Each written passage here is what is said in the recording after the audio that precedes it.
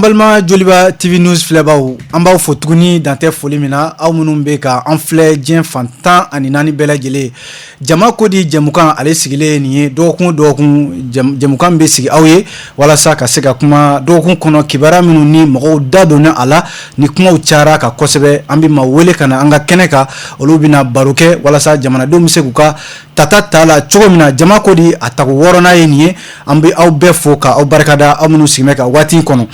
An ka dɔgɔkun in kɔnɔna la an y'a ye k'a fɔ min ye sirabakan kasara belebeleba o kɛra Mali kɔnɔ la Segu ani Bamako cɛ yɔrɔ minnu kama ko Zanbugu maa caman o ni tora la an ka maa welelenw minnu da don a la fo ka taa se jamukan tako filanan o ye k'a fɔ kumaw cayalen don nin waati in na kosɛbɛ camancɛ fanga dɔw ko dɔ ka fara a kan dɔw ko ayi ko minnu bɛ fanga la sisan ko u bɛ fɛ ka dɔ de fara transition kan min bɛ tali kɛ an ka maaw u bɛna maa welelenw u bɛna kuma o fana kan. Ka taa se fana Sogɛl Kokala Mayiga ale min ye minisiri ɲɛmaa ye ale yɛrɛ CNT maaw ɲɛma dɛnɛ tɛmɛnen CNT maa minnu ni olu sɔnna a ka kuma ma a jala k'a fɔ gouvernement a bɛna baara kɛ ni CNT maaw ka yamaruya ye an ka maa welelenw u bɛna kuma plan d'action du gouvernement o fana kan an ka jɛmukan in kɔnɔna la nin de ye baabu ye an bɛna kuma minnu kan nin jɛmukan in kɔnɔ o la an b'aw bɛɛ fo k'aw bɛɛ barikada maa welelen fɔlɔ o ye Dr Abdoulaye Sall ale ye CRI 2002 o ɲɛmaa ye Dr Abdoulaye Sall i nana ka wele jaabi a diyara n ye maa welelen filanan o ye min bɛ tali kɛ Abubakar Sidiki Fɔnba ale ye CNT maa ye député ladege minnu b'an fɛ yan a b'an ka kumaso kɔnɔ Abdoulaye n k'a fɔ Abubakar Sidiki Fɔnba i ni ɲankuma. I bɛ ladege bɔ a la i b'a fɔ ko député minnu bɛ camancɛ fanga la parce que o yamaruya b'an bolo ladege in tɛ kuma tilen i b'o lakile. O faamuna maa welelen sabanan o ye Dr Modibo Mawu Makalu ale ye sɔrɔ dɔn b'an ŋana an ka jamana kɔnɔ yan Modibo Mawu Makalu i nana n ka wele jaabi a diyara n ye. Ayiwa nin de ye maa welelen saba ye minnu bɛna jaabiw kɛ ɲininkaliw la an bɛ an ka jɛmukan daminɛ fɔlɔ ka jira k'a fɔ nisɔngoya koba an ka jamana kɔnɔ yan an y'a ye tarata tɛmɛnen na min bɛ tali kɛ Segu ani Bamako cɛ siraba min ni kuma bɛɛ siraban ka kasaraw de bɛ kɛ a ka kuma bɛɛ min kɛra nin ye a ye bɛɛ misigi maa 40 ani kɔ o de ni tora a la Dr Abdoulaye Sall Mali an bɛ a bɛ n'a fɔ an bɛ dusukasi la bi i bɛ se ka mun fɔ Segu sira kuma bɛɛ ni ɲɔgɔnna waleyaw an b'olu de ye. D'accord k'aw fo fɔlɔ k'aw wale ɲuman dɔn a ye an bonya k'an wele ka na an kana sigi jama kori la k'aw fo k'aw wale ɲuman dɔn na aw ye makɔrɔbaya baara de kɛ nin ye.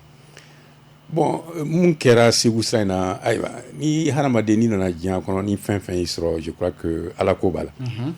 an bɛ ala de bɛ nin di n'a ko a b'a minɛ don min fana a b'a minɛ an kɔni b'a ta ni ala ye ka duwawu ta ala k'an ka jamana in kisi a ɲɔgɔn ma an yɛrɛ fana hadamadenw de y'an ɲɛ ala ko k'i yɛrɛ dɛmɛ ale k'i dɛmɛ an yɛrɛ fana k'an hakili to an yɛrɛ la pour que ni ɲɔgɔn kana to k'an ka jamana sɔrɔ. Ni ɲɔgɔnna siraban ka kasara kuma bɛɛ i b'a ye Segu sira kan i t'a mɛn yɔrɔ wɛrɛ mais Segu sira in an y'a ye siraban in kun kan ka kɛ 2 de ye mais siraban in ye 1 ye an y'a ye min yɛrɛ kɛra ni 10 tonnes dɔ ani quart dɔ de ɲɔgɔn sɔrɔ ka na si ɲɔgɔn ma ka gosi ɲɔgɔn na nin cogoya la a bɛ sira yɛrɛ cogoya ko fɔ wa walima parce que a fɔra ko sira in kun kan ka kɛ sira 2 de 2 voies nka an y'a ye siraba 1 de don o de bɛ ka siraban ka kasara caya wa walima mun don an ma se ka. Ouais n'a ma kɛ sira 2 ye 2 voies ye a kɛra sira 1 ye hadamadenw yɛrɛ de fana kan k'u hakili to u yɛrɛ la ne hakili la k'a fɔ hadamadenw yɛrɛ de nɔ ye nin ko ye munna parce que a fɔra an ye ɲama parce que ko in kɛnɛ ne ye dugutigi ninnu wele n ye ɲɔnɔ dugutigi wele n ye coordinateur min bɛ Segu dugutigiya kunnaɲɔgɔnw wele n'o u kumara alors camion in en réalité est-ce que camion in dun bɛ yɛrɛ de la est-ce que a pneus ka ɲi n'a pneus ka ɲi aw ni Segu cɛ kilo mugan i ka kan ka taa boli fo 100 à l'heure an k'o fana fɔ ɲɔgɔn ye i yɛrɛ dɛmɛ ala ko k'a b'i dɛmɛ mais i yɛrɛ k'i yɛrɛ dɛmɛ ne hakili la n'i ye hadamadenw ka taa bɔ a ko la a tɔ kɔ bi n'o tɛ siraban ka sariya i ye n faamu a bɛ fɔ yɛrɛ n'i ba tanyara i b'i mamuso simi donc ni sira ma kɛ sira 2 ye fɔlɔ mais sira 1 don an bɛ boli n'o hakili ye hakilinata ye ko bɛɛ kana fana ta k'a bila dɔrɔn gouvernement de y'a kɛ ten état de y'a kɛ ten an yɛrɛ fana k'an yɛrɛ yɛlɛma parce que an yɛrɛ ye gouvernement voilà an de kan k'a matarafa et puis transport public transport i b'i kɔlɔsi transport en commun na parce que mɔgɔw de b'i kun n'i bɛ car boli sisan i b'a tɛmɛ mɔgɔ 50 mɔgɔ 60 on dit personnel tɛ kelen dɔw yɛrɛ bɛ sigi camancɛ la bon nin fana dun ye camion in fana ye camion mix de don o kɔrɔ ye mun ye i b'a tɛmɛ engrais ni fɛn b'a kɔnɔ i b'a tɛmɛ hadamadenw fana sigilen b'a kan n'i bilal'o la c'est pour hali ni permis min bɛ d'i ma transport commun ani personnel fɛn tɛ ani remorque permis kelen tɛ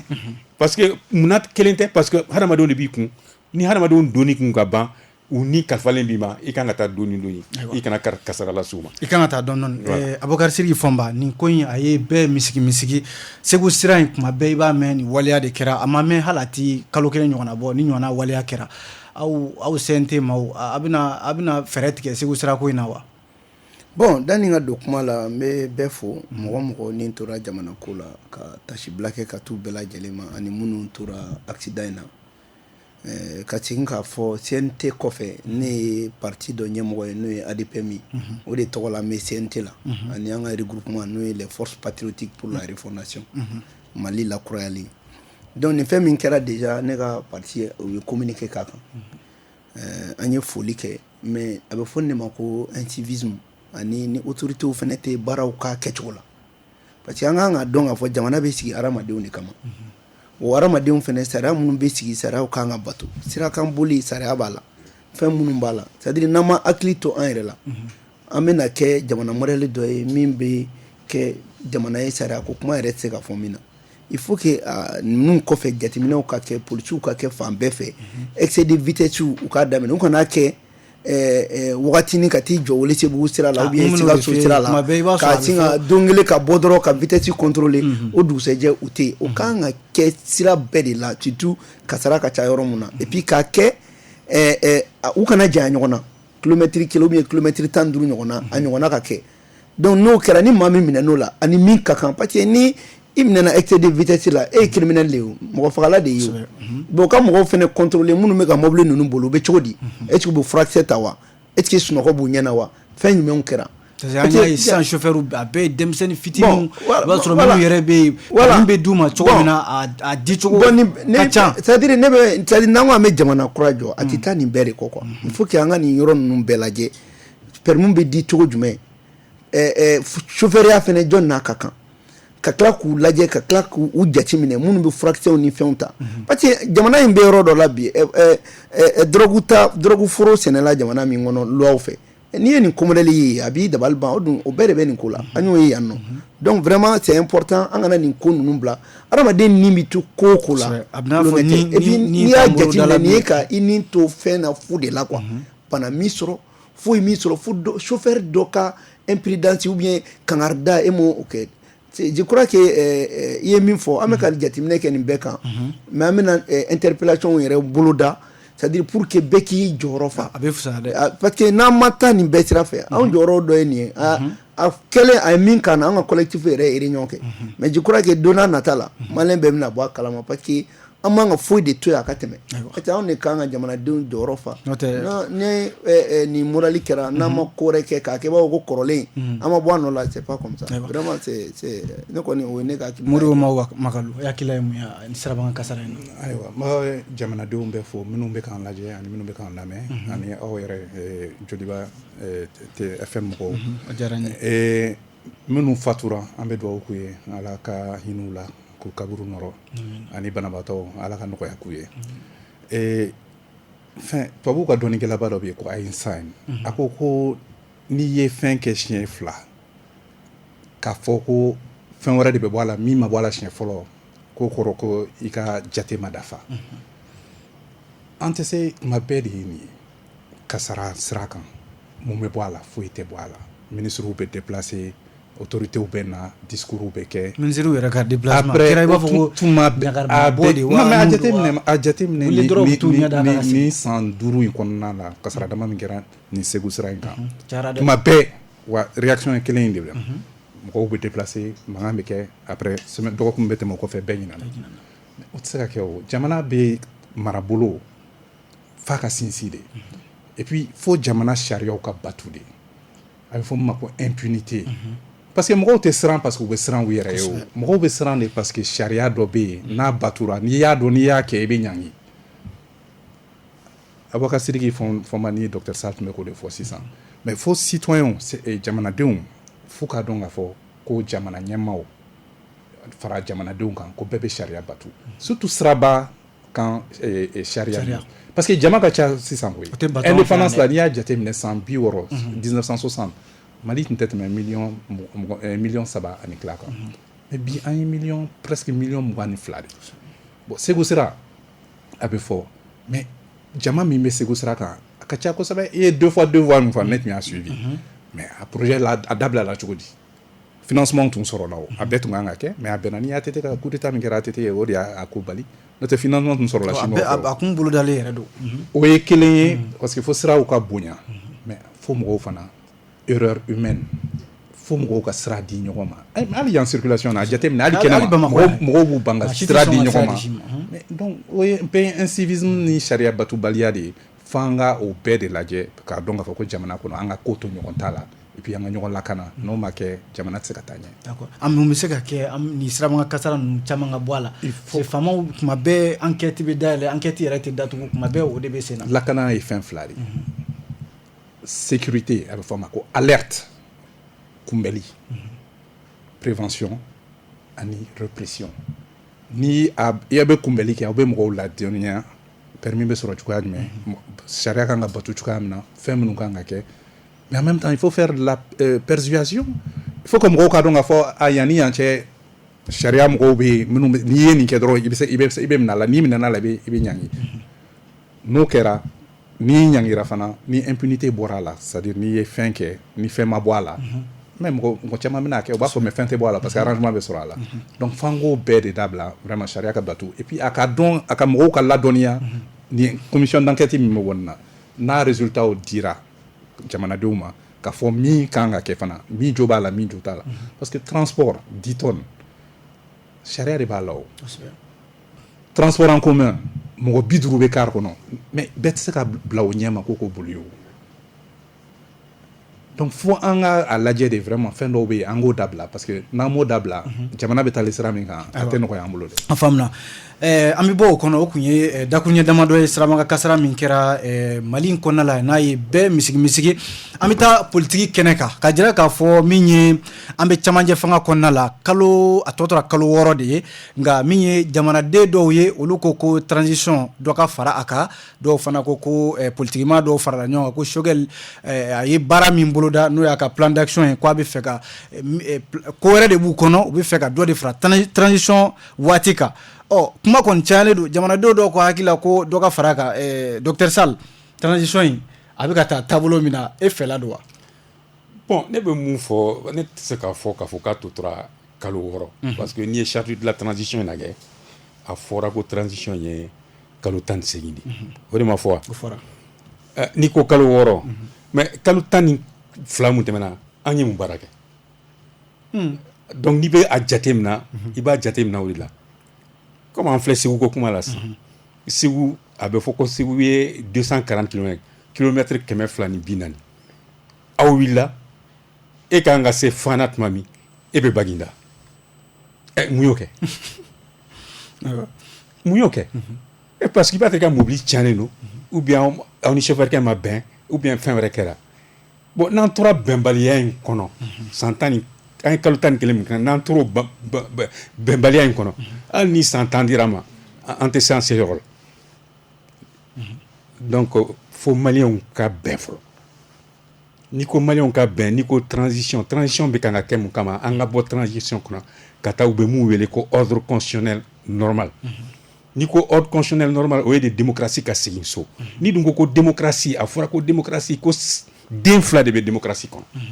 bɛɛ jɛ fanga a den ye den fila ye ko den fɔlɔ o de bɛ wele ko parti politique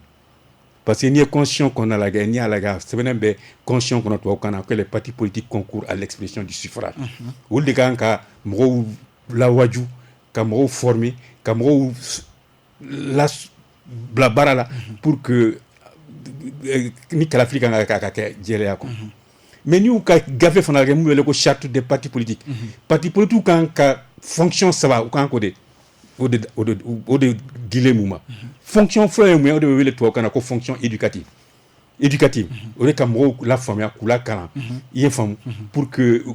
démocratie bɛ se ka sinsin état de droit bɛ se ka sinsin. démocratie o fanga min d'o parti politique ma est-ce que u bɛ ka kɛ. ale fonction filanan o de bɛ wele ko fonction électorale o ye kalata ni kalafili bɛ yen u ka taa kalata ni kalafili. Fonction sabanan o ye u bɛ wele tubabukan na ko encadrement des élus et de leurs militants. Il faut pas que dɔ bɛ honorable Fɔnba ka parti la bi sini dɔrɔn ka girin ka bɔ ka taa parti wɛrɛ la n'o kɛra population b'a fɔ k'a fɔ u t'u ka baara kɛla a ɲɛ ma. Donc il faut que an ka fɛɛrɛ ɲini o ko la fɔlɔ n'o ye parti politique filanan den filanan ye jumɛn ye o de bɛ wele élection kalata ani kalafili. Donc n'i ko kalata ni kalafili parce que mɔgɔw bɛ a fɔ ko élection kalata de bɛ yen ani kalafili anw filɛ yan sisan an bɛ kalata de kɔnɔ an bɛ kalata kɔnɔ cogo di jama ko di an b'a fɛ ka jamanadenw na faamuya démocratie ye mun ye an bɛ transition mun kɔnɔ an bɛ se ka bɔ o kɔnɔ o de ye kalata ye mais ni don min an kan ka taa mɔgɔw ta le jour du scrutin o de ye kalafili ye n'i b'i ka kala ta don min k'a fili o tuma i ye kala ta k'a dɔn k'a faamu k'a fɔ projet de société dɔ kɛla bon jamana bɔra nin dingɛ in kɔnɔ n'a faamuyara an bɛ se ka bɔ o dingɛ kɔnɔ cogo di mais n'an m'o baaraw kɛ fɔlɔ. donc e bolo transition kalo 11 min kɛra e bolo foyi ma kɛ. ne t'a fɔ transition ne b'a fɔ ko maliyɛnw parce que transition minnu bɛ transition autorité mais transition ni ɲuru bɛ dɔw bolo dɛ CEDEAO ni i ye politique tɔn fɔ sisan dɔw yɛrɛ wulila ko fo ka a tɛ tɛmɛ kalo 18 kan kalo 18 ko foyi tɛ fara kan foyi tɛ bɔ a la. non mais san i ka autorité de transition to yen maliko de don parce que démocratie fana sigilen bɛ sen fila kan u bɛ mun wele participation et représentation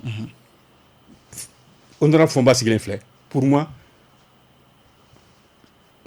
conseil membre CNT o 121 a bɛ kɛ comme n'o de sigilen bɛ yan ne ni maaw sigilen filɛ maaw bɛ mun kɛ ale bɛ baara kɛ économie kan ne bɛ baara kɛ influer sur les politiques publiques a bɛ comme mɔgɔ bɛ baara k'o kɔnɔ an bolo de ka lasigidenya la donc n b'a fɛ ka mun f'i ye dɔrɔn a kana kɛ k'a fɔ ko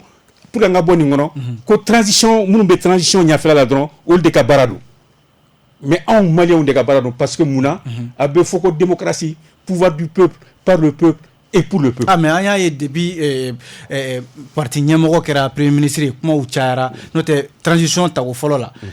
Sɔrɔdasi de tun ye ɲɛmɔgɔ ye ni kumaw tun ma caya maa si tun ma wuli ko dɔ ka fara a kan dɔ ka bɔ a la nka an y'a ye kabi M5 Choguel an bɛ se k'a fɔ ten o nana kɛ premier ministre ye kumaw cayara o de kɛra sababu ye jamanaden dɔw minnu yɛrɛ bɛ fɛ jamana ka ɲɛ olu ko dɔ ka fara a kan mais politique tɔn dɔw an y'a ye dɔgɔkun kɔnɔ olu farala ɲɔgɔn kan ko foyi fɛn bɛɛ ko fo dɔ ka fara transition 18 mois kan. kalo 11 mun tɛmɛna premier ministre min bɛ yen sisan ale dun bɛ min a tun bɛ yan a y'a dun bɛ fan jumɛn a dun bɛ premier ministre la ayi mais ala m'ale sigi sisan bon donc ala y'ale sigi ni dɔw fana tɔ ninnu fana ko k'a fɔ ale ye mun kɛ pour que ka na k'u b'o kɛ mais ala tɛ ɲɛnabɔ parce que n'i ko démocratie yɛrɛ i ko crise n'i y'a mɛn démocratie n'a fɔra déjà parti opposition parti majorité parti o tɛ crise ya mais n'a fɔra ye crise o fana jɔlen bɛ bɔrɔ fana de kan chinois fɛ crise ye danger crise ye opportunité n'i ko danger a fɛn dɔ don ni crise wulila ni mi kɔlɔsi comme ni den bɛ ɲin bɔ sisan n'a bɛ dabɔ n'a bɛ ɲin bɔ a yala kɔlɔbɔ tɛ yan o tɛ danger ya mais opportunité de fana don pour que a ka se ka ɲin sɔrɔ a ka se ka dumuni kɛ donc an bɛ se ka o danger ni yɛlɛma ɲuman k'a kɛ fɛn min b'a to k'an bɛ taa ɲɛ k'a fɔ i bɛ opposition la o i bɛ majorité la o i bɛ politique la o i tɛ politique la o Mali de kan ka bila ɲɛfɛ donc n'a ye Mali bila ɲɛfɛ ka ɲɔgɔn minɛ ne hakili la k'a fɔ ayiwa délai ko tɛ délai parce que Thomas Sankara dun b'a fɔ ko hadamaden n'i y'a ye fɛn fɛn miiri a kunkolo kɔnɔ a bɛ se k'a kɛ n'o dun tɛ bi an tɛ taa yanni Maka l'ère 6 kɔnɔ internet tɛ sɔrɔ an filɛ ɲɛ mun na kɛ a tɛ kɛ parce que hadamadenw y'a miiri a bɛ se ka kɛ donc n'anw maliyɛnw y'a bila an kunna ka fɔ an bɛ se ka délai ni respecter an b'a respecter mais n'an ye baara kɛ comme an ye kalo 11 baara kɛ cogo min an tɛ se an seyɔrɔ la dɛ fo k'o fɔ. Fɔnba transition kundama dɔ kɛra a la ka ban maliyɛnw ko dɔw ko ka dɔ fara a kan politikima dɔw ko kana fɛn fara a kan i n'a fɔ CEDEAO n'a ɲɔgɔnnaw olu ko kalo 18 ko foyi kana fara a kan aw CNT maaw a b'aw bolo cogo di. bon m'i ka kuma lakile CEDEAO ma fɔ ko fɛn tɛ fara a kan dɛ. CEDEAO ko délai ko fɛn kana fara a kan. non ne lamɛn charte min bɛ anw bolo CEDEAO de m'a valider yan o charte in kɔnɔ a fɔra k'a bɛ réviser article 21 ko n'a bɛ réviser anw minnu ye wasadenw ye anw bɛ se ka segin a kan k'a lajɛ ka kow lakuraya ou bien an bɛ se k'o initiative ta kɛmɛ saba la kelen na ou bien président bɛ se ka initiative ta o kɔnɔ fɛn minnu tɛ se ka falen a fɔra k'o ye maa min bɛ président la ale tɛ se ka kɛ i présenter candidat la Choguel min ye premier ministre ye a tɛ se k'i présenter ministre tɔw tɛ se k'u présenter donc a préféré tigɛ la ko mun tɛ se ka yɛlɛma a kɔnɔ o fɔra mais est-ce que a fɔra ko 18 mois min b'a kɔnɔ a fɔra ko tɛ yɛlɛma wa. ah mais o waati y'aw m'o fɔ e ka ne lamɛn e ka ne ka kuma lamɛn n'i m'a fɔ k'a tɛ yɛlɛma mun de b'a bali k'a tɛ yɛlɛma o cas kelen ma kɛ Assimi ta la wa est-ce que an kun y'a prévoir bɛɛ ko ka CNSP ci a cilen sa bandaw taara charte de ma Assimi kɛ président ya o charte kelen fana de ma ko kalo 18 ko baara kan ka k'o kɔnɔ a fɔra ko baara kama mais est-ce que a fɔra ko ni kalo 18 munna o m'a sɛbɛn ko kalo 18 k'o fana tɛ se ka réviser est-ce que o sɛbɛnna olu de m'o valider a olu munna olu m'a fɔ o don k'a y'a sɛbɛn charte kɔnɔ ko kalo 18 k'a tɛ segin tɛ k'a kan donc n'o ma fɔ ka ban olu ma porte dɔ dayɛlɛ a mais o kɔrɔ tɛ ko ne b'a fɔ ko jagoya k'an ka dɔ fara a kan non mais n bɛ fɛ k'a yir'i la k'a fɔ dɔ kana fara a kan dɔ ka fara a kan kuma fu de don a sigilen tɛ fosi kan a tɛ kala kan juridiquement yɛrɛ dɔ bɛ se ka fara a kan cogo bɛɛ mais ne bɛ kuma mun kan yala IBK taara kun min na n'an ye ɲɔgɔn sɔrɔ ka charte sigi ka feuille de route sigi ko transition kan ka baara kɛ nin ni nin kan an bɛnna fɛn jumɛn ka feuille de route la ko bɛ jamana bɔ nɔgɔ la n'o kelen sera ka kɛ feuille de route dun ye an ka bɛnkan ye o feuille de route ko an ka fɛɛrɛ kɛ ko sécurité ka na c'est à dire lakana ka na jamana ka segin a yɛrɛ ma minnu bɔra o place la olu ka se ka na accord d'Alger o ka se ka lawaleya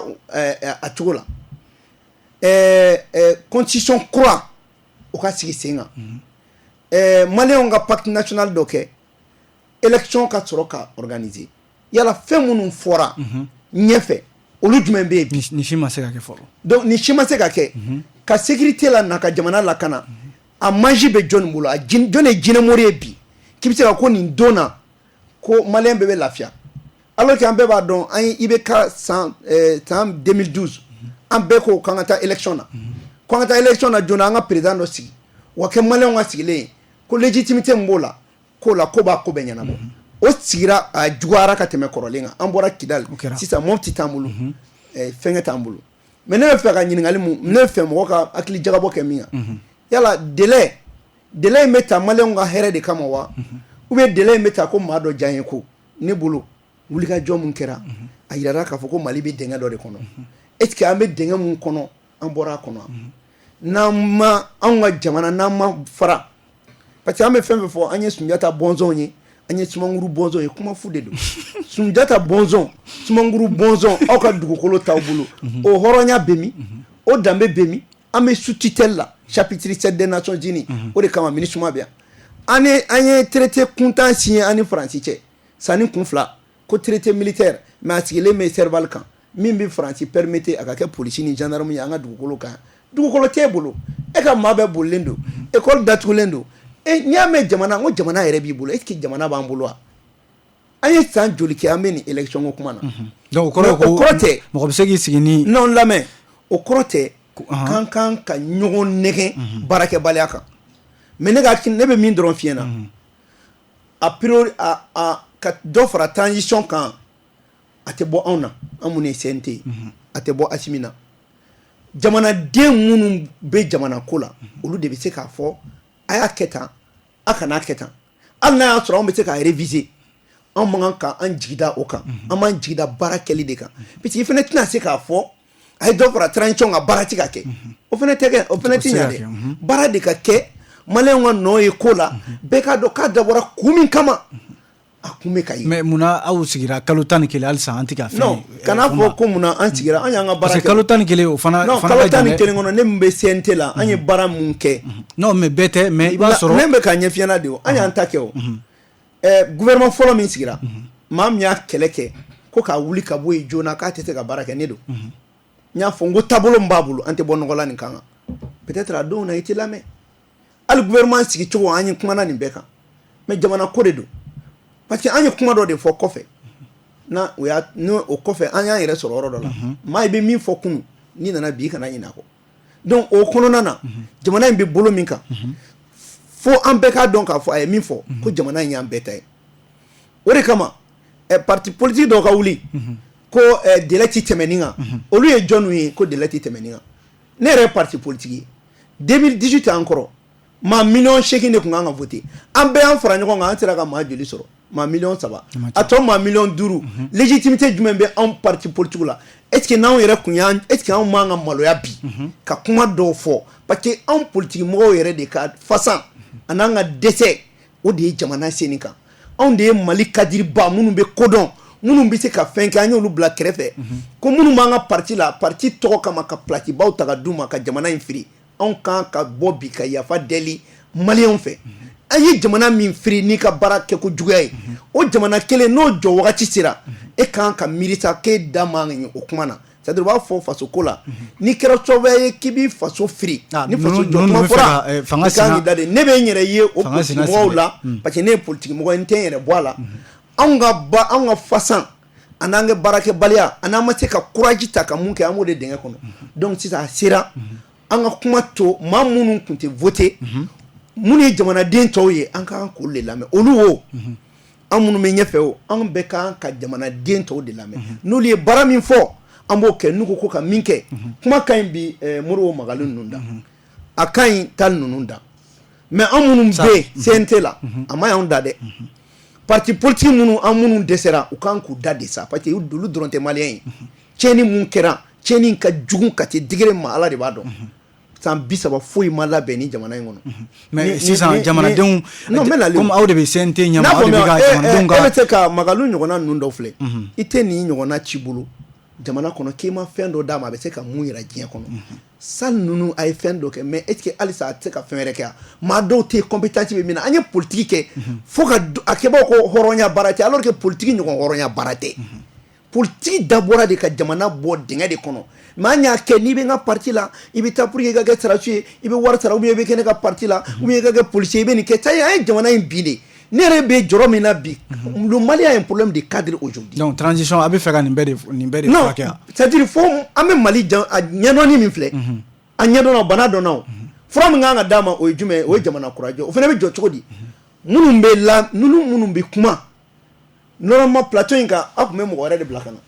anw CNT ma an sigilen to k'u lamɛn k'a fɔ jamanadenw bɛ mun de fɛ anw fana b'o ta a bɛ n'u lamɛn ka minutes non an bɛ t'u lamɛn la mais toujours il faut que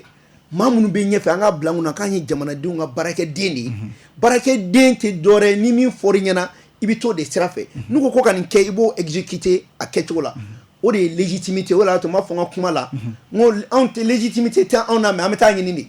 légitimité bɛ ɲini a ka légitimité ko kuma bɛ ka fɔ dɛ a kiri yɛrɛ parce que u m'a faamuya légitimité tɛ di maa ma koyi i bɛ taa ɲini de wa an bɛ k'a ɲini de n'an y'o sɔrɔ ni légitimité sɔrɔla o de b'a to a bɛ fɔ k'a y'a kɛ tan a y'a kɛ tan sinon légitimité tɛ di maa ma sini légitimité tɛ na i bɛ taa i b'a ɲini de o de y'a kɛ élection na a bɛ taa u bɛ vote kɛ ni maa caman vote u b'a fɔ ko légitimité sinon an ka démocratie Alpha IBK ATT an fɛn fɛn nana légitimité tɛ nin si la parce que maa minnu kan ka voter an ma deli ka moitié sɔrɔ donc an kan ka yɛlɛma de don maliyɛnw ka da démocratie taabolo la bɛɛ k'i yɛrɛ y'a kɔnɔ donc question an ka taa an kana taa an bɛ Mali de jateminɛ Mali bɛ cogo di Mali ka hadamadenya bɛ cogo est ce que jamana ka ko bɛ siri kalo hakɛya ni tile hakɛya la wa peuple de b'o tɔ juger mais dire que a tɛ taa a bɛ taa disposition bɛɛ bɛ pour que ka dɔ fara a kan wa disposition bɛɛ bɛ pour que an k'an jɔ yɔrɔ dɔ la Modibo Magali transition in kalo 18 n'a tora a ma tan a bɛ se ka an bɔ dingɛ kɔnɔ walima dɔ ka fara a kan de bon ne ɲɔgɔn ɲɛna a nin ko in bɛ cogoya min na ne ɲɛna facteur de succès c'est-à-dire n'a bɛ se k'a fɔ ko transition parce que transition in kɔrɔ ko furancɛ fanga don donc kalata min kan ka kɛ fo kalata in ka ɲa de barisa ni an nana n'an nana crise électorale sɔrɔ mais o ka jugu a tɔ bɛɛ ye o parce que a dabɔ transition in fa pour que a ka fɔ a ka ɲɛ fo an ka élection convenable de sɔrɔ non contesté c'est-à-dire que mankan tɛ bɔ élection min na Nelson Mandela 1914 élection na a nana a ye mandat kelen de kɛ élection ɲɛna a ye fanga ta a ye jamanadenw bɛɛ wele ka fara ɲɔgɔn kan mais transition in opposition t'a la majorité t'a la c'est-à-dire le président de la transition premier ministre opposition ma créé ka ban premier ministre de la transition non mais n bɛ min f'i ɲɛna jamana ɲɛmaaw de kan ka jamanadenw wele o k'u rassurer c'est-à-dire duti minnu bɛ jamana kɔnɔ c'est pas parce que i ye ɲɛmaa ye ko n'i ye min fɔ mɔgɔw kan ka jɛn n'a ye o e de kan ka mɔgɔw ladɔnniya i bɛ fɛ ka min kɛ n'u ko k'u ma jɛn n'a ye u wele aw ka sigi mais jamana in nin ye danbe jamana de ye mɔgɔw bɛ sigi de ka kuma mɔgɔw bɛ sigi de ka kuma autour de la table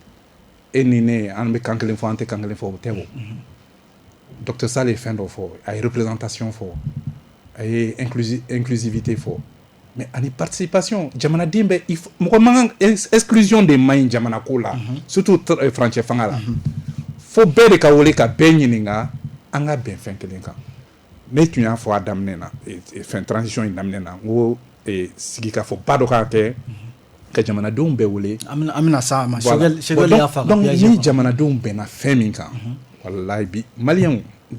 Mali ye jamana kɔrɔ mais jamanadenw bɛ bɛn mais an y'a ye jamanadenw mana bɛn cogo o cogo i bɛ taa sɔrɔ politikimaaw bɛ don a ko senkɔrɔ ka tila ka ko wɛrɛ wuli i n'a fɔ a tɔgɔ di min bɛ ka kɛ sisan c'est-à-dire an tɛ se ka bɛn fɛn bɛɛ kan unanimisme tɛ yen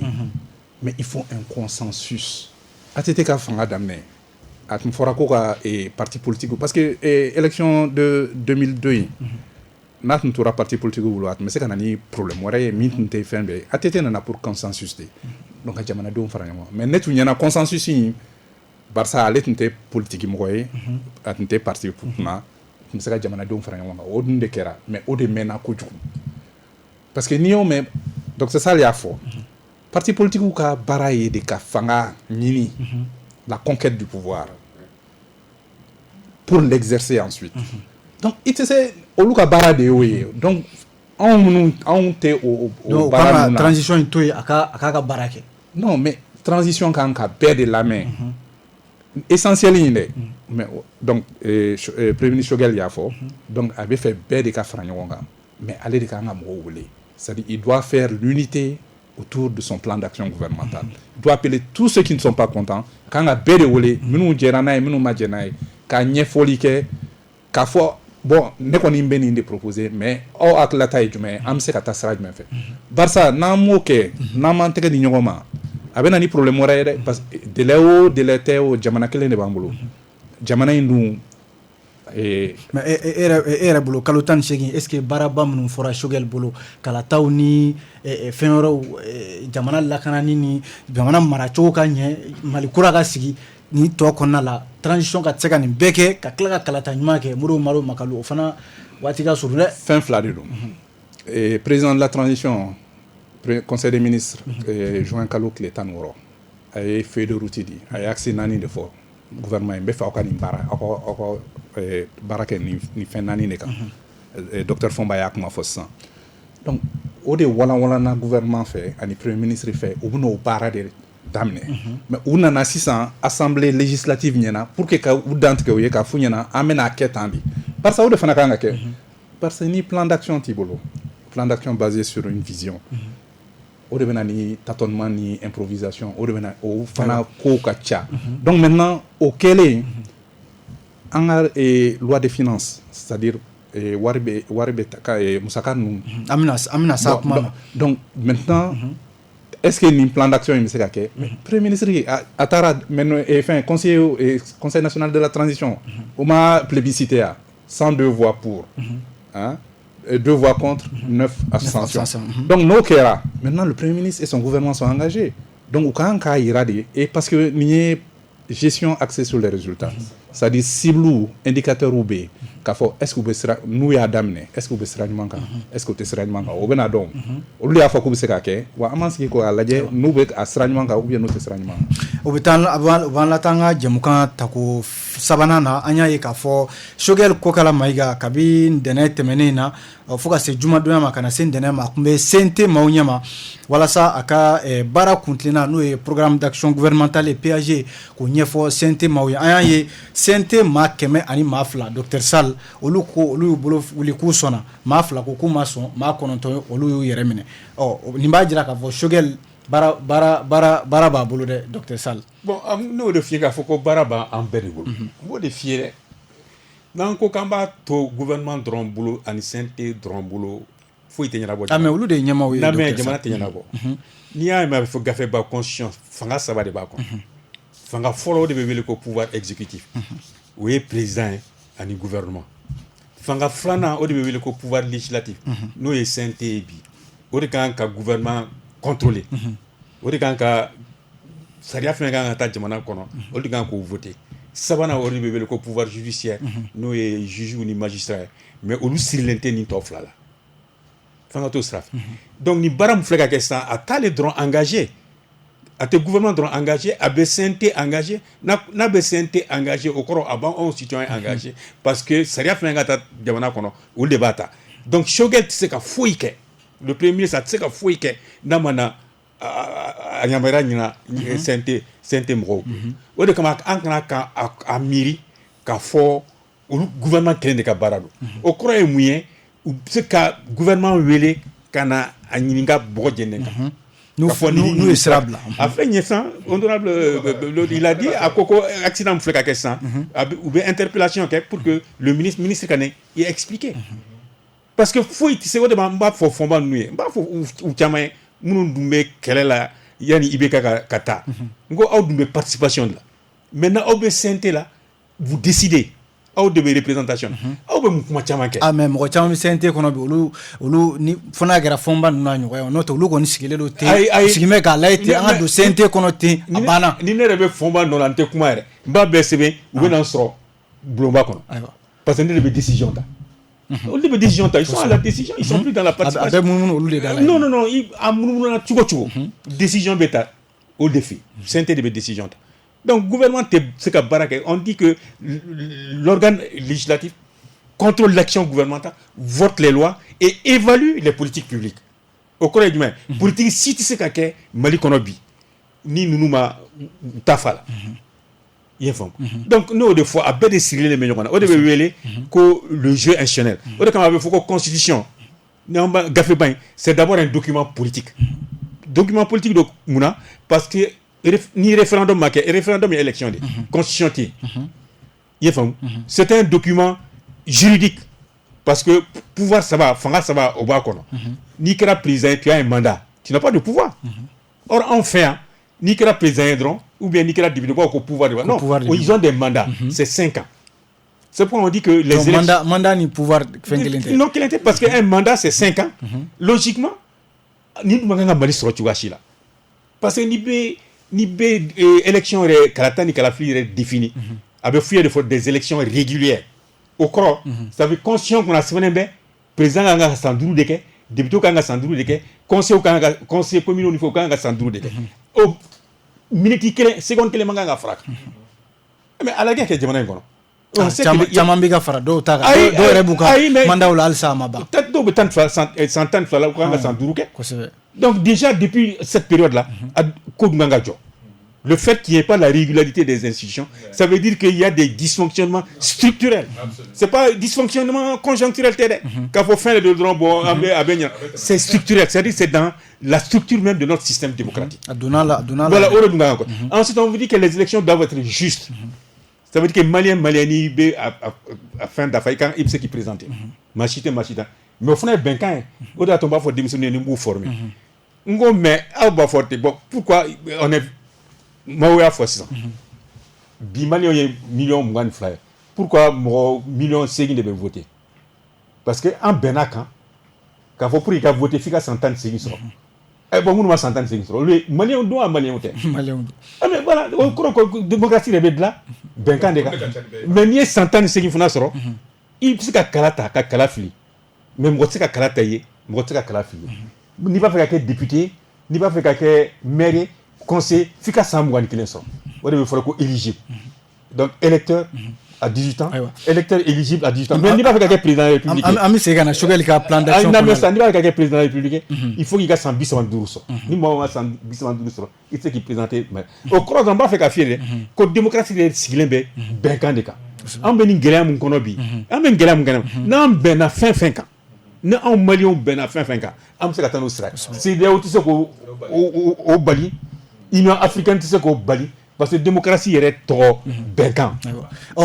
Choguel ko miliyari 2,000 ni 50 k'a mago b'o de la jamana in kɔnɔ bɛɛ b'a dɔn an bɛ gɛlɛya min na lakanabaliya bɛ yen sɔrɔ tɛ ka kɛ a kɛ waati la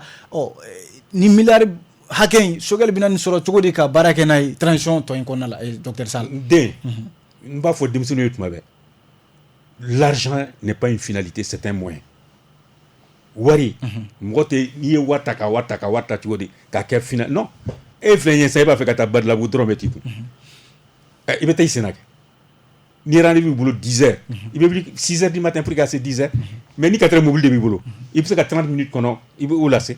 maintenant a ye plan d'action mun kɛ logiquement u kan ka fɛn dɔ bɛ yen fo gouvernement k'o dilan o de bɛ wele ko cadre logique planification la cadre logique ye mun ye parce que ni réforme nous n'avons réformes d'obéir, que moi j'appelle les réformes de conquête de pouvoir et les réformes d'exercice du pouvoir. Réforme, il y a une conquête de pouvoir. Comment on sait qu'à bien, qu'à le fondement politique, hein, fondateur et fédérateur de l'État. Si tu as quand même mal croissé. Donc il faut qu'au barabère de Kangabla, en Malion, qu'est-ce qui nous unit, qu'est-ce qui nous divise. Mais qu'est-ce qui nous unit? Mais on le sait, la devise du Mali, quel est le régime? Le régime vient au blas en doute, de 1960 à ces jours. À quel régime militaire, à quel régime civil? Beko, un peuple, un but, une fois. L'hymne national du Mali, Dieu au Soso. Le drapeau du Mali, Dieu au Ségan. Hein? Ça nous unit. Mais qu'est-ce qui nous divise aujourd'hui? C'est par exemple le problème du Nord, ou la création du Sénat, ou etc., ou comment mettre en place les autorités traditionnelles coutumières. Et maintenant, on va en diviser. Maintenant, si au Témoukan, ce qui nous unit déjà en Bota, ou est acquis. Nous, en frafra là. Mais si il y a une kera ni benkera uluka, il y a Mali qu'on a si ka faute témé. Étude Munkera en 2000, l'étude nationale prospective Mali 2025. Parce que amassé 2025 ma frère. 2025 amassé. Mais en mode de la bateau. Parce que au Kono, scénario nani borembe à Kono, c'est un bina scénario mungono, ou de le scénario catastrophe. Parce que fora, à beau gaffer qu'il faut éviter la démocratie des rues. Docteur Fomba, écoute di okola, anya yi plan d'action au CNT ere bolowili ikoko Choguel ma ki sonaka plan d'action ma. Ibse ka fayna muna e sonama. D'accord. Bon, Docteur Sall min fo. Teliala ka kuma chama ta. Mais mbe a wala wala. C'est-à-dire on be son plan d'action ma. Parce que ka plan la wala obe on de boulot. An y'a voté ne yɛrɛ y'a voté fɛn ne ye laɲini dɔ kɛ jamana in kɔnɔ laɲini min ni ne dalen b'a la ko bɛ Mali jɔ o b'a kɔnɔ donc ni i tɛ o ye jumɛn ye o ye organe unique de gestion ani nouvelle constitution ko kuma min b'a la ka na ni sariya sunba wɛrɛ ye min b'a to ale ye min fɔ maliyɛnw ka ɲininka ten sa ne ko aw b'aw yɛrɛ ye sariya sunba jumɛn kɔnɔ aw bɛ fɛ jamana ka taa cogo di an b'a cogoya min fɛ ta an ka kɛ ten a kana kɛ maliyɛn a kana k'u kɔ sa quoi ani ka kalafili kɛ ni minɛn ye minɛn min b'a to maliyɛnw b'a fɔ ko Faransi ka candidat tɛna tɛmɛ mais anw yɛrɛ de mana kalafili maa min ye o bi tɛmɛ. Ah mais 2013 o de kɛra o. non mais n ko 2013 o de y'a k'an binna o de kama an ko an tɛ sigi o ɲɔgɔn wɛrɛ la. ayiwa o de kama an bɛ organe unique ko la o donc Choguel y'o mun fɔ n'anw b'a dɔn o bɛ se ka jamana jɔ kaban fɛn misɛnnin min b'o kɔrɔ i n'a fɔ article 39 i n'a fɔ malien de la diaspora ka problème i n'a fɔ zone aéroportière o fanga b'anw na k'o ɲɛnabɔ mais jamana ci jɔ kama hali accord mais min fiyɛ accord ko la jinɛya tɛ accord kɔnɔ koyi a ye min fɔ nin accord in bɛ anw CNT de bolo a b'an bolo mun na i b'a dɔn wa fɛn o fɛn bɛ accord kɔnɔ n'a ni jamana ka sariya sunba ti ta anw tɛ texte ta k'an b'a lawaleya u y'a f'i ɲɛna ko 100 sarada ko 70 de kɛra an y'a kumakan mɛn ani MINUSMA ka sigi la 30 o min ma kɛ o de ka bon ni 70 ye o bɛ kɛ cogo di fo anw ka sariya de ta ka maliyɛnw don da dɔ fɛ ni o ye an dun fɛnɛ tɛna o kɛ aba baara la aw bɛna sariya mun n'a b'o ta an y'a f'u ɲɛna police territoriale ko an y'a da kɛnɛ kan a don docteur Sall kun bɛ an y'a bɔ kɛnɛ kan pewu police territoriale mun y'a se nin kɔnɔ yen maa si ma nin fɔ Mali la état généraux ma nin fɔ a nana cogo di u bɛ k'a poyi k'a bila n ko parce que o min filɛ an tɛ t'o sira fɛ donc fo maliyɛnw ka faamuya bi min m'an fara o tɛ accord ye o mun bɛ maliyɛnw fara bi o ye Asimi da don kuma min na dɛ armée ko kuma parce que fo maliyɛn bɛɛ k'a dɔn ko an ka armée a ka yɛlɛma hɔrɔnya t'a bolo Faransi ka avion bɛ pan cogo min ka d'a ye a b'a mɔmuso ka ganforo la u bɛ gendarmeya kɛ nord la ni min ko ka gu ye u b'o kɛ terroriste ye ni min commande ye u b'o k'u ɲi polisi bɛ kɛ gendarme bɛ kɛ an ye sanni kun fila an y'an bolo bila o min na ko traité de coopération militaire n'o ye France Afrique de ye Moro Magalu bɛ dɔ fɔ a la parce que o France Afrique a sigilen bɛ wariko de kan mais pour que i ka wari sɔrɔ fo k'a sɔrɔ i ka sara mais aw CNT mɔgɔ a traité in est ce que aw bɛna kuma ka transition ka gansan an ye ka collectif ye document bɛɛ kɛ ka maliyɛn bɛɛ bɔ fili la Musa ye min signé IBK ye mun signé ani min ye traité Serba la a dogodogonin n'a finman n'a jɛman an y'a papier bɔ ka jɛnsɛn bɛɛ b'a dɔn ko pour que Mali ka lafiya fo traité in segin ka ko kan donc an y'o kuma fɔ cogoya in na donc plan in kɔnɔ fɛn dɔ b'a kɔnɔ c'est à dire adamaden mana baara kɛ cogo cogo fili b'a la hali n'i ye wariko yɔrɔw ta fɛn caman b'a kɔnɔ min bɛ sɔsɔ i bɛ se ka min ta argumentaire la économiquement mais sariyaw fɛnɛ b'an bolo ka contrôle kɛ collectif budgétaire an bɛ se k'o kɛ an y'a hali terrain de vie a réduction ne y'a fɔ Choguel ɲɛna n ko n'i ko ko a bɛna terrain de vie ka wari sɔrɔta caya n ko mais loi de finances min votera 2021-2022 anw ye min ye déjà terrain de vie kun réduira de 25 milliards n'o kun ye an ka to à peu près a kun bɛna moins 2 ou bien moins quoi peut-être Moro va expliquer ça parce que voilà mais an b'a dɔn o kun bɛ jigin n bɛ nalen o a to n ka nin yɔrɔ laban maintenant n y'a fɔ a ɲɛna e ye ministre délégué 3 mun créé o musaka bɛ bɔ yala o musaka o fɛnɛ bɛ terrain réduction na o t'a la mais bon maintenant terrain réduction wari a bɛna réduire ni joli ye est ce que kɔrɔlen min b'an bolo o de bɛ to yen wa o tɛ to parce que i b'a dɔn ko n'aw bɛ kuma fɔ a ye tiɲɛw fɔ ɲɔgɔn ye donc kɔrɔ Choguel halisa non ayi c'est à dire a ye min fɔ Choguel ko tɛ o c'est à dire mɔgɔ minnu bɛ taa ko Choguel de ye premier ministre ye ko parti politique don Moro Cheikh Moro Jara tun tɛ parti politique ɲɛmɔgɔ ye kuma manamanakanw de don an ta olu lamɛn o a nana groupe dɔ de tɔgɔ la hakilina dɔ de fɔra k'an bɛ Mali kura jɔ ka Mali tɛ M5 ta ye Mali tɛ anw ta ye Mali tɛ minnu bɛ IBK fɛ Mali ye bɛɛ de ta ye à partir de là o de y'a to j'ai déploré n ko min ma diya n ye ni plan d'action in bɛ anw de bolo an m'anw ta ni maliyɛn tɔw ye o a kan ka bila ligne kan k'a bila fan bɛɛ kan ka document bɔ maa o maa mago bɛ s'a ma a ka d'o ma ala man ka d'aw ma a kan ka ɲɛfɔ maaw ye pour que maaw non ayi o tɛ o o ye ko n'a taabolo mais tuma min na a y'a ka document di an ma sinon normalement a kan ka bɔ une semaine avant maliyɛn bɛɛ k'a sɔrɔ anw dɔrɔn tɛ o parce que ni maliyɛn kun y'a sɔrɔ non o ye kuma wɛrɛ an y'a sɔrɔ a dira ma a dira ma don a dira ne ma don min na o don ne kɛra kalan mais ne bɛ fɛ ka min faamuya fo CNT mɔgɔw de k'a dɔn ko n'a ma y'an bɛ jamanadenw tɔgɔ la ko n bɛ ta jamanadenw tɔgɔ la jamanadenw kan ka bɔ o kɔnɔna ko kalama ne bɛ ka ɲɛsin o de ma donc n'o kɛra ni nin gafe bɛ bɛɛ bolo kuma bɛ nɔgɔya parce que bɛɛ de kan ka gafe in lajɛ kalo o kalo Choguel ko k'a bɛ nin kɛ utu la est ce que nin kɛra wa a ko k'a bɛ nin kɛ septembre la est ce que a kɛra an bɛɛ de b'a la kɔlɔsi ɲɔgɔn fɛ olu fana bɛ anw hakili lajɛ CNT o détail ma fɔ a ka péage kɔnɔna la a b'a kɔnɔ cogoya minnu na mais a m'a fɔ a b'a kɔnɔ a bɛ fɔli tɛ dɛ a b'a kɔnɔ a b'a kɔnɔ mais n'a kun y'a fɔ dun minnu b'a kɔnɔ a ye dɔw fɔ a ye caman fɔ mais o tɔ ko tɔ ye mun ye anw ka collectif anw ye initiative ta fɛn fɛn bɛ nin kɔnɔ an bɛna taa yɔrɔ bɛɛ k'a fɔ bɛɛ ɲɛna Choguel ye min fɔ an ɲɛna mun bɛ nin kɔnɔ a filɛ nin ye an ye min fɔ a ɲɛna o ye nin ye an ko an tɛ sɔn min ma o ye nin ye donc an bɛ n'o k'an ka baara parce que an tɛ kɔrɔlen ko in na bilen ka ko ta ka taa dogo dogo Fɔnba waati tɛna ban k'aw to o munumunu na mun wagati an ye traité ko kɛ sisan k'a ban ka fɛn ka a fɔ diɲɛ bɛɛ na wagati ko de don aw bɛ jamana ko da wagati ma n'i ye jamana da wagati ma o jamanadenw ka sini ɲɛsigi e b'a kɛ cogo di ayiwa Moro Makalu an y'a ye premier ministre kɔni da maga wariba la kalo 6 kɔnɔna la ko a bɛ fɛ ka nin baaraba kɛ yɛlɛmaniw ni lakanaw ni kalata an b'a dɔn a nafolo ka bon kosɛbɛ a bɛna nin bɔ min aw minnu sɔrɔ kɔlɔsibaaw an ka jamana kɔnɔ oui plan d'action in 100,021 2,022 a bɛ bilo 100 de don bon Fɔnba y'a fɔ sisan docteur Fɔnba y'a fɔ sisan loi de finance Premier ministre était de fin créé au Dr Sall qui était ministre avant donc administration mais marché tout ni yéñemaay service technique ou de élément dima mënu be baraka ni fam lu de adima premier ministre te chiffre foi inventé a bébé damade aka ministre ou be aka direction be aka service technique ou be bdb au papier au document au fond de la sama au lu de fara ñon kan ka synthétiser ka la document yi loi de finances 2021 projet de loi de finances aurait mis voté CNT là o ya fo ko jamana kamusaka o be ben sans bafla ani mwan kele milliard bafla keme shegi ani milliard kononto mais soro budget là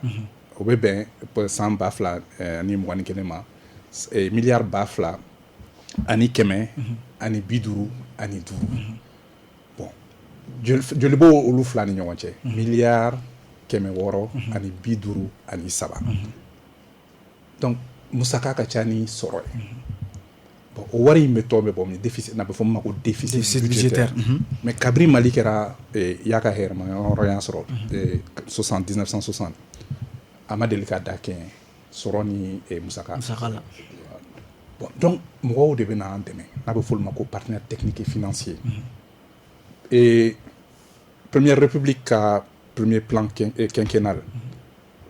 61-65 mais 40% keme sarada la binani de bora ko fe mais en glonné do CEDEAO ni Union africaine ni fewaro bolo mais c'est donc en partenaire ou bandeme Mali terikacha mais a fora chugo fo ni malion bena je vous assure ni malion bena fena ambeseka deme soro ko fe mais an nga content yere de kan mais fan yere ka barake fanga tani an ga don dakelen fe ka bo dakelen fe barsa ni ben balia te jamana kono et warte se ganaw ay financement ko nous femme nous me faut mais o problème yo ko l'argent a horreur du bruit ni mangambe yoro na folote sabati o yoro na folote mangan fe ate mangan fe faut donc mo malion ka beni donc et au loi de financing ay 2021 musaka fo ani soro bon nous CNT de fana bon loi de financing au lieu de ba approuver hein au lieu de ba voter bon abseka yelema fana loi de avec forme ko loi de finances rectificative ni soro tiara ou bien ni soro doyara ou bien ni musaka tiara ou bien na doyara bon au beb seka yelema mais 2022 sans bafla ni mwan fla John mena vote John mena a loi sigi senga gouvernement de bena sigi CNT de bena voter donc ni wari a wari be warite problème yi warite problème yi ninga volonté politique barsa ni mangambe soro be doya parce que et soro jamana ka soro basé le même cas recette fiscale la nie keme sarata et fin impôt tay biduru ani saba douane tay bi saba ani wolongla bon donc ni olu ta bi keme sarada la bi konontoni kelen yo lu fla doro mais ni mangambe jamana kono grève ni fon okoro go shogele war min fo abe soro bara bi se ka mais à condition que jamana ka baski aywa fo jamana ka baski barsa ni grève kelen kera ou bien ni fon grève kela ou be ancien ou be aywa tomero be barsa chaque fois que jamana be jo dizaines de milliards de be perdu jongodo soro mbe tien akachani 10 milliards jongodo ni de be dansigi ke jama kodi la bi an sera ka min lakali awye bi min yanga ma wolele wi docteur Abdoulaye Sall ale écrit 2002 nyamaye ayanga ananga wole jabi docteur Ambifo kata se docteur Abubakar Sirgi Fomba ale sente maye inanga wole jabi Fomba jaranye fo kata se mimi talike mudu maw makalu ale soro do mangane anga jamana kono mudu maw makalu inanga wole jabi jaranye lambe bon ni fleba amba be fo ka wole nyimando amba fo akambe anyona warema